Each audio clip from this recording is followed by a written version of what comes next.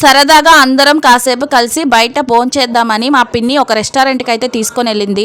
బడ్డీలా family restaurant. ఈ restaurant వచ్చి నల్ల చెరువు మెయిన్ రోడ్ లోనే ఉంటుంది. రెస్టారెంట్ మొత్తము ఫుల్ పార్క్ థీమ్ లో కలర్ఫుల్ లైట్స్ తో అయితే డిజైన్ చేశారు. పిల్లలతో ఫుడ్ అసలు తినేయరు అనుకునే వాళ్ళైతే పిల్లల్ని ఎంచక్కా ఈ పార్క్ లో వదిలేస్తే ఆడుకుంటూ ఉంటారు.